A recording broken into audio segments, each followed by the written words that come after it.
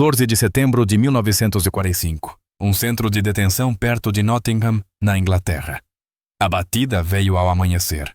Não o espancamento brutal que elas haviam sido treinadas para esperar, mas um bater firme e controlado 3 toques contra a porta de madeira do barracão. Dentro de 3 mulheres ficaram imóveis. Algumas deixaram cair os cobertores rasgados, que apertavam contra o corpo. Outras instintivamente estenderam a mão, umas para as outras. A mais jovem, uma garota chamada Greta, que tinha completado 19 anos, em algum lugar sobre o Atlântico, se pressionou contra a parede do fundo e começou a sussurrar a única oração que conseguia lembrar da infância. Elas sabiam o que os homens faziam com mulheres capturadas. Tinham ouvido isso desde que eram crianças na Bund Deutscher Mädel, ouvido em sussurros em histórias de advertência na maneira cautelosa como as mães delas emudeciam quando certos assuntos surgiam. E elas também tinham visto, nos dias frenéticos finais, mulheres arrancadas dos porões em Berlim. Enfermeiras arrastadas aos gritos para fora de hospitais de campanha enquanto as frentes desabavam. A propaganda lhes havia garantido que os britânicos não eram melhores. Talvez piores porque escondiam a crueldade atrás de boas maneiras. São eles, Leisel murmurou Leisel com a voz falhando. Eles vão nos mandar tirar a roupa para a inspeção. Nós não vamos, sibilou outra. Nós não vamos tirar a nossa roupa. A porta se abriu de repente. Se você nunca ouviu essa história, não está sozinho. Esse capítulo da história ficou enterrado por décadas. Clique em inscrever-se para nunca perder as histórias não contadas que os livros didáticos deixaram de fora. 3 guardas britânicos estavam emoldurados na entrada, recortados contra a pálida luz da manhã. Usavam uniformes caqui padrão, limpos e passados. As mulheres podiam sentir o cheiro de sabão e tabaco. Um dos guardas, um homem de meia-idade com cabelos ralos e óculos de aro de arame, segurava uma prancheta. Outro carregava algo embrulhado em papel pardo. O terceiro, mal mais velho do que as próprias prisioneiras, mantinha os olhos fixos em algum ponto acima das cabeças delas, como se não conseguisse suportar olhar diretamente para elas. Bom dia, disse o homem da prancheta em alemão cuidadoso com sotaque. Trouxemos o café da manhã. Silêncio. As mulheres olharam fixamente. Café da manhã. Não ordens para se despirem, não o comando para formar fila para o processamento, não o olhar lúbrico da inspeção para o qual haviam se preparado. Apenas café da manhã. O guarda com o pacote de papel pardo avançou devagar, deixando claro cada movimento. Colocou o embrulho sobre a mesa de madeira rústica no centro do cômodo. Quando desdobrou o papel, o cheiro as atingiu primeiro. Pão. Pão de verdade ainda quente com uma crosta dourada que de algum modo havia sobrevivido à contenção de alimentos que apertava toda a Grã-Bretanha. Ao lado colocou uma lata de margarina, um vidro de marmelada e, incrivelmente, uma garrafa de vidro com leite fresco. Voltaremos em 1 hora com água quente para a higiene, disse o guarda mais velho. Ele lançou um olhar rápido à prancheta e depois de volta às mulheres. Vocês vão precisar registrar seus nomes e unidades para os registros, mas não há pressa, comam primeiro. Eles foram embora. A porta se fechou com um clique, destrancada. As mulheres perceberam que poderiam tê-la aberto por dentro a qualquer momento. Por um longo tempo ninguém se mexeu. Então Greta começou a chorar e o encanto se quebrou. Essas mulheres não esperavam se tornar prisioneiras de guerra. A maioria nunca esperara deixar a Alemanha. Não eram soldados. Pelo menos não no sentido tradicional. Eram auxiliares de comunicações, operadoras de rádio, telefonistas e datilógrafas de cifras, que haviam sido recrutadas do serviço de trabalho feminino. E espalhadas pela Europa, ocupada à medida que o vasto aparato administrativo da Wehrmacht se expandia além do que homens sozinhos podiam suprir. Havia também enfermeiras e secretárias ligadas a hospitais de campanha da Luftwaffe. Usavam uniformes azul acinzentados com o emblema da águia e a suástica. Tinham sido treinadas para marchar, saudar, preencher relatórios em 3 vias. Disseram-lhes que eram essenciais ao esforço de guerra a espinha dorsal invisível, que mantinha os exércitos abastecidos, supridos e conectados através de milhares de quilômetros. E quando o Reich desabou na primavera de 1945, não lhes disseram absolutamente nada. Leisel Hartmann. 24 anos, trabalhara no posto de rádio de uma estação de sinais em Schleswig-Holstein. Passara seus dias transcrevendo boletins meteorológicos e requisições de suprimentos em uma sala apertada, que cheirava a óleo de máquina e café velho.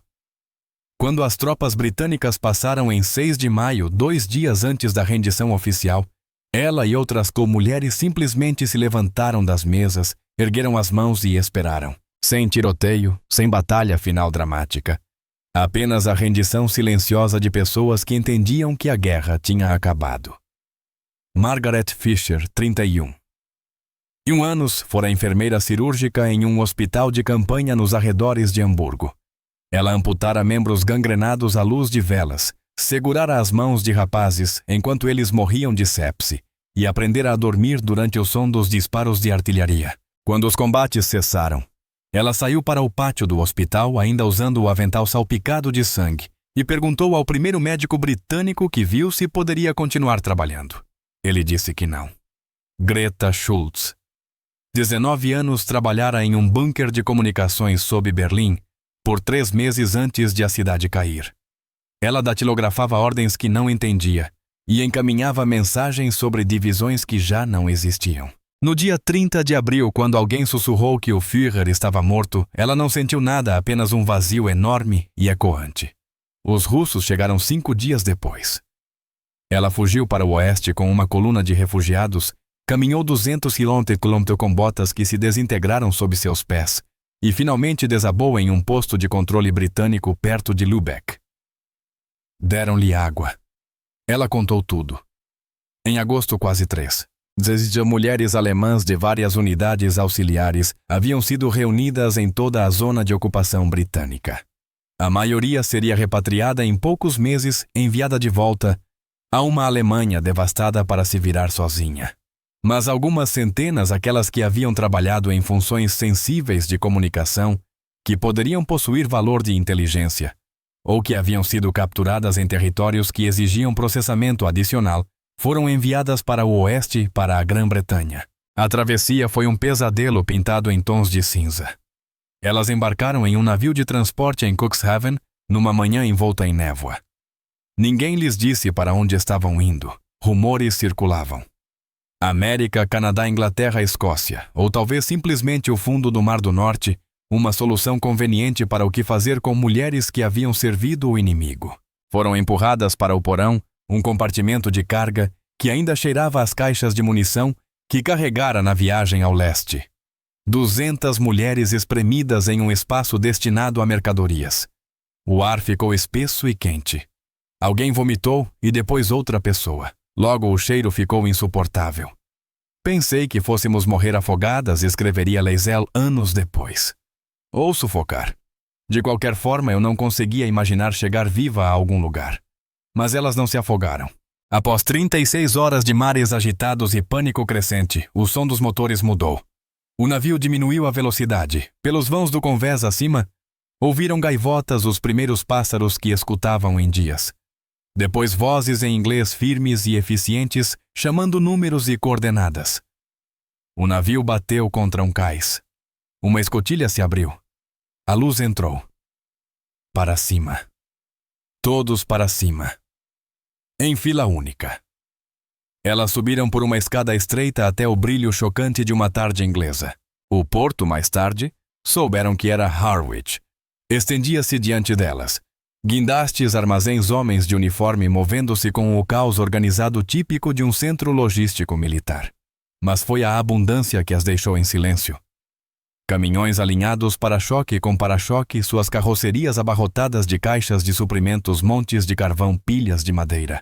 E além do porto, pelas brechas entre os prédios, vislumbraram campos verdes, verde de verdade, não o cinza craterado e queimado ao qual estavam acostumadas. A Alemanha estava faminta. Ali até as gaivotas pareciam gordas. Foram colocadas em trens vagões de passageiros de verdade, não vagões de gado, e receberam sanduíches embrulhados em papel encerado. Pão branco, presunto, uma fatia de queijo. Greta comeu o dela em 3 bocados e chorou nas mãos.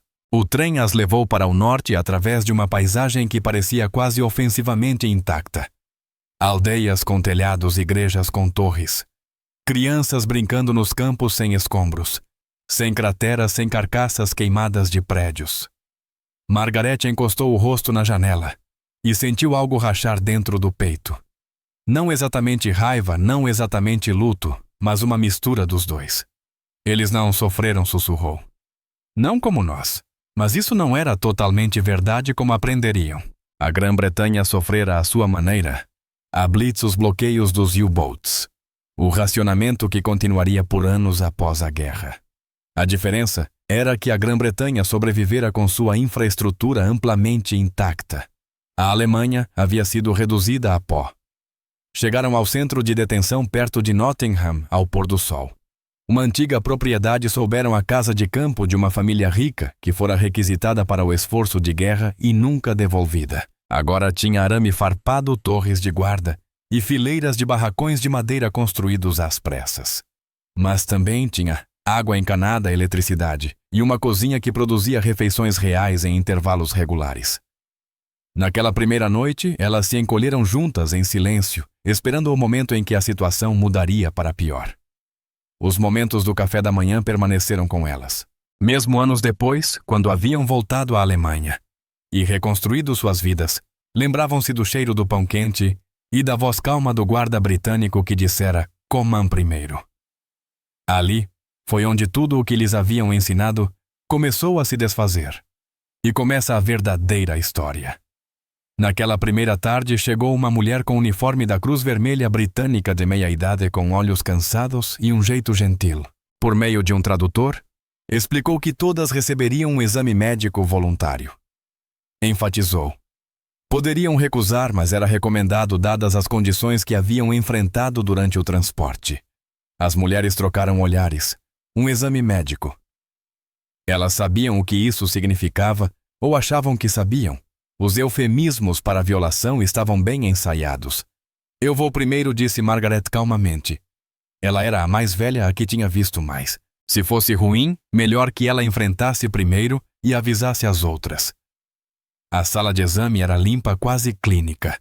Uma médica também britânica e de meia-idade fez um gesto para que Margaret se sentasse. Não havia maca de exame, apenas uma cadeira.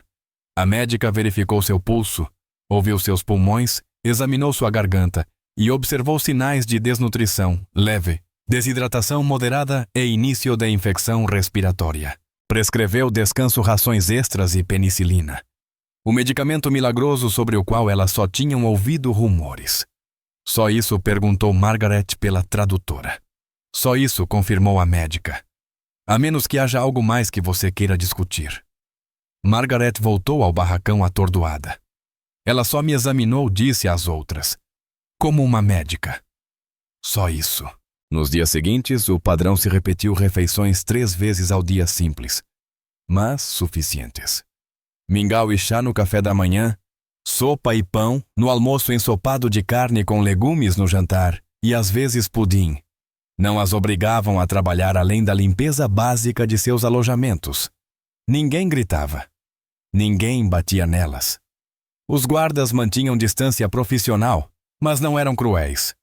Um rádio foi instalado na sala comum, embora com transmissões controladas. Greta chorava em momentos inesperados. Por uma xícara de chá quente, por um cobertor limpo, ou pelo simples fato de poder dormir a noite inteira. "Eu não entendo", disse ela a Leselle certa noite. "Por que eles são gentis?" Leselle, acostumada a ler nas entrelinhas durante a guerra, tinha uma teoria. "Talvez porque podem", disse devagar. "Eles venceram. Não precisam provar nada." Mas isso não explicava tudo, porque estavam descobrindo que a bondade tinha muitas formas. Leselle recebeu um pacote da administração do campo. Dentro havia um cardigã grosso de lã usado, mas limpo, e um bilhete do serviço voluntário feminino dizendo: "Fique aquecida." Em outra tarde, Greta comentou sem intenção que era seu aniversário. Naquela noite, a cozinheira do campo, Sra. Davis, que perdera 2 filhos na guerra, apareceu com um pequeno bolo feito com suas próprias rações. 20 anos merecem um bolo", disse ela. Greta chorou tanto que não conseguiu comer por 10 minutos. O guarda-jovem, o mesmo que evitara olhá-las no primeiro dia, começou a ensinar frases em inglês durante o recreio noturno. Não oficialmente, disse ele. Só pode ajudar. Seu nome era Thomas, 22 anos, veterano da Normandia e da campanha da França. Ele mostrava fotos da fazenda da família. Esta é minha mãe. Este é Bertie, nosso cachorro. Péssimo para pastorear, mas um bom companheiro. Margaret, que aprendera a ver soldados alemães como meninos, antes de vê-los como inimigos, percebeu que via Thomas da mesma forma apenas mais um garoto em uniforme. A dissonância cognitiva era exaustiva. Elas tinham sido ensinadas, doutrinadas a acreditar que os britânicos eram bárbaros, sem misericórdia, especialmente com mulheres alemãs capturadas. A propaganda era detalhada e projetada para aterrorizar. Entretanto, ali estavam elas alimentadas, vestidas, autorizadas a escrever cartas censuradas, mas permitidas até mesmo livres para organizar suas próprias atividades de recreação. Em uma noite de outubro, alguém sugeriu cantar. Parecia perigoso canções alemãs, vozes alemãs unidas. Temiam que os guardas invadissem a sala, mas cantaram assim mesmo. Gute Nacht, a canção de ninar de Brahms. No meio da música, Margaret viu Thomas parado na porta ouvindo. Ela se enrijeceu esperando uma reprimenda, mas ele apenas sorriu tristemente. Minha avó cantava isso. Palavras diferentes, mesma melodia. Mais tarde, Ana. Uma ex-professora desabou. Como reconciliamos isso? Perguntou. Tudo o que nos disseram, tudo o que acreditamos. Como conciliamos com o que estamos vivendo? Ela apontou para o fogão quente, os beliches limpos, os pequenos confortos. Leisel respondeu. Talvez não reconciliemos. Talvez só aceitemos que mentiram para nós. Mas aceitar isso significava aceitar muito mais que a guerra que apoiaram talvez fosse injusta, que a ideologia na qual cresceram talvez fosse venenosa, que o futuro glorioso prometido, o Reich de 1000 anos, não passava de um conto para crianças.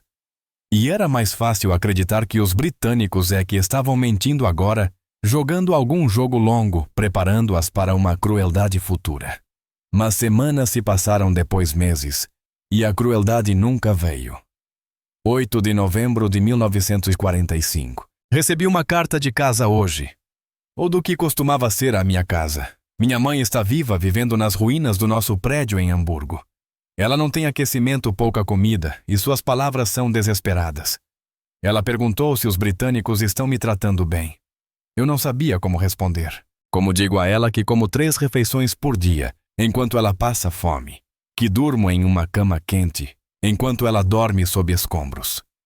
Que o inimigo me mostrou mais misericórdia do que eu jamais esperei. Enquanto a nossa Alemanha se tornou um cemitério. Eu me sinto culpada por cada pedaço de pão, mas como mesmo assim. O que mais posso fazer? Do diário de Leisel Hartmann, recuperado em 1982. O inverno trouxe suas próprias revelações. Elas descobriram que o sistema de racionamento britânico era rígido, mas justo. Todos tinham um livro de racionamento do rei ao trabalhador mais pobre, e todos viviam com as mesmas quantidades. Os guardas comiam a mesma comida que elas. Um dia, a Ciadavies, a cozinheira comentou que havia renunciado ao seu racionamento de açúcar daquele mês para fazer o bolo de aniversário de Greta. Você não precisava fazer isso? Disse Greta chocada. Não respondeu a Sra. Davis. Mas alguém fez isso pelos meus meninos quando estavam servindo no exterior. Pareceu certo devolver o gesto. Em dezembro, a administração do campo organizou uma celebração de Natal. Nada elaborado, alguns ramos de pinheiro, algumas decorações feitas à mão, canções natalinas cantadas em uma mistura de alemão e inglês. Os guardas trouxeram carvão extra para os fogões. Alguém conseguiu algumas barras de chocolate americano de um pacote de ajuda e as distribuiu entre as prisioneiras. Margaret segurou a dela por um longo tempo antes de abrir. Ela havia esquecido o gosto de chocolate.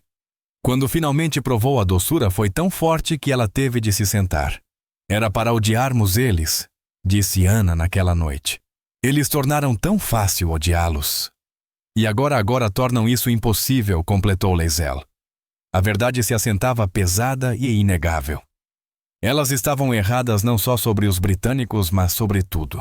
A ideologia que lhes prometera grandeza lhes entregara apenas ruína. A propaganda que alertava sobre a selvageria inimiga era apenas projeção, uma descrição do que a própria Alemanha havia feito refletida de volta como acusação. E os homens que lhes contaram essas mentiras estavam mortos ou escondidos, deixando-as sozinhas para vasculhar os escombros de suas crenças. A repatriação começou no início da primavera de 1946. Elas foram processadas em grupos, receberam documentos, um pequeno valor em dinheiro e transporte de volta à Alemanha. Muitas não queriam ir. A Grã-Bretanha, mesmo com austeridade e racionamento, era mais segura do que a Alemanha, onde fome e caos ainda dominavam. Mas não tinham escolha. Eram cidadãs alemãs. Pertenciam à Alemanha, quisessem ou não. Margareta voltou a Hamburgo e encontrou seu bairro irreconhecível. O hospital onde treinara era agora uma cratera. O prédio onde sua família morava estava meio destruído. Ela foi morar com a irmã que sobrevivera graças ao mercado negro e não queria ouvir sobre a prisão confortável de Margareta na Inglaterra. Leisel voltou para Schleswig-Holstein e encontrou a casa dos pais ocupada por refugiados vindos do leste. Ela não discutiu. Para onde mais eles iriam? Encontrou trabalho como tradutora para as autoridades britânicas de ocupação, o único emprego disponível para alguém com suas habilidades. Seus antigos vizinhos a chamaram de colaboradora. Ela os ignorou. Greta, a mais jovem, sofreu mais do que todas. Perdera toda a família nos últimos dias da guerra. Não tinha casa para voltar, nem ninguém esperando por ela. Vagueou pelas zonas de ocupação, fazendo bicos, dormindo em centros para refugiados. Durante anos, não contou a ninguém sobre seu tempo. Na Grã-Bretanha parecia estranho demais, em total contraste com o sofrimento ao seu redor. Mas elas escreveram cartas. Lentamente e cuidadosamente, reencontraram umas às outras uma rede de mulheres que haviam compartilhado uma experiência transformadora, que quase não conseguiam explicar a ninguém. Em 1953, Margaret organizou o primeiro reencontro. 8 compareceram, reunindo-se em um café em Hanover. Conversaram até tarde da noite, comparando memórias, preenchendo lacunas. "Você ainda pensa na Cia Davis?" perguntou Greta. "O tempo todo", admitiu Margareta. "Escrevi para ela uma vez, mandei ao campo esperando que repassassem a carta. Nunca obtive resposta." "Eu penso em Thomas", disse Leisel. "Será que ele voltou para a fazenda da família?" Todas carregavam pedaços daquele inverno consigo. Pequenas gentilezas que quebraram suas certezas, momentos de humanidade que as obrigaram a reconstruir sua visão do mundo. Algumas abraçaram isso e construíram novas crenças. Outras enterraram achando doloroso demais conciliar com a lealdade à Alemanha. Mas nenhuma esqueceu. Em 1967, um jornalista britânico pesquisando campos de prisioneiros tropeçou na história delas. Ele localizou várias mulheres e as entrevistou. O artigo publicado, As Prisioneiras que Voltaram Transformadas, causou um pequeno escândalo na Alemanha. Críticos acusaram as mulheres de exagerar a bondade britânica para agradar seus antigos captores.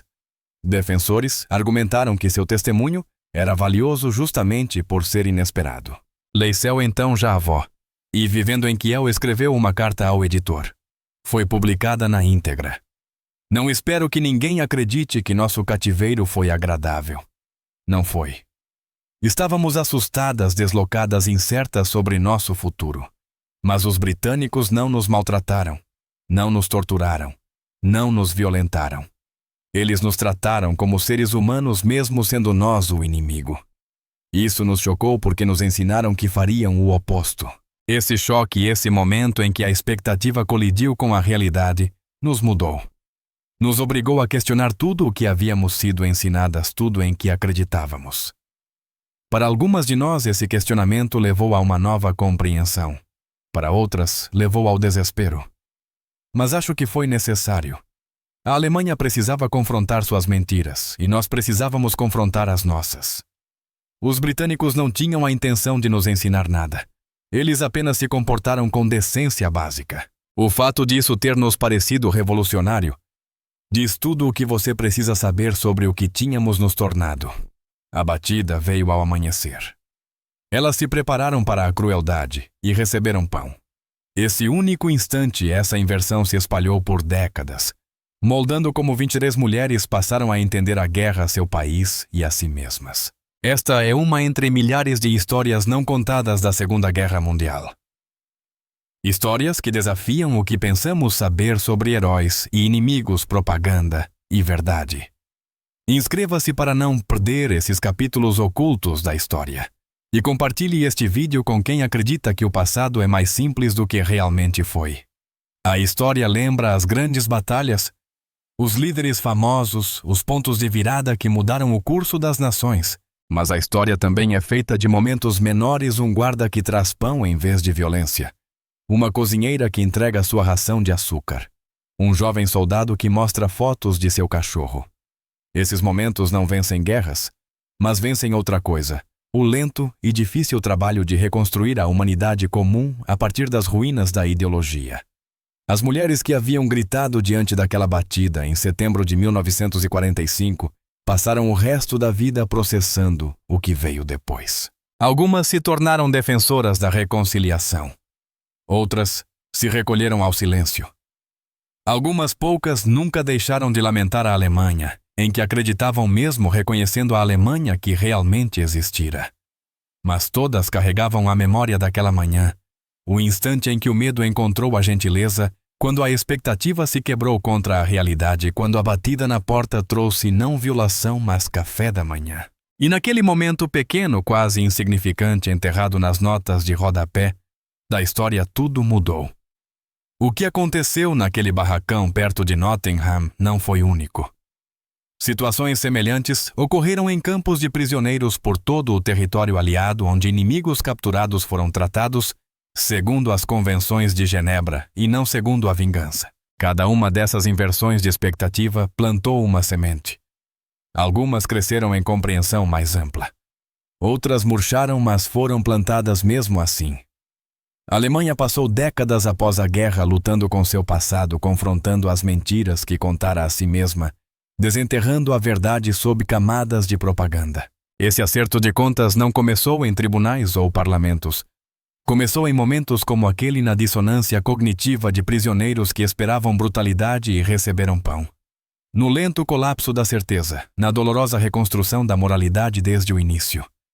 Os guardas britânicos que bateram naquela porta provavelmente nunca pensaram nisso novamente.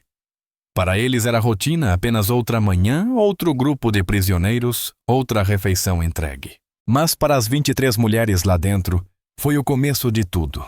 O começo da dúvida, da compreensão da longa jornada de volta à humanidade que lhes haviam ensinado a abandonar. 79 anos depois, a maioria daquelas mulheres já morreu. Margaret em 1998, Leisel em 2003, Greta em 2011. Seus filhos e netos carregam fragmentos de suas histórias, às vezes sem saber o que fazer com eles. Como se herda a memória de um momento que desfez tudo em que sua avó acreditava. Mas a história persiste porque precisa persistir. Porque a batida na porta continua vindo sob formas diferentes, em conflitos diferentes, sempre que a ideologia tenta pintar o inimigo como desumano. E a resposta a essa batida violência, ou pão vingança, ou misericórdia, ainda molda o mundo em que despertamos. Elas haviam gritado: "Nós não vamos tirar a nossa roupa", preparadas para a violação, certas da crueldade, prontas para resistir como pudessem.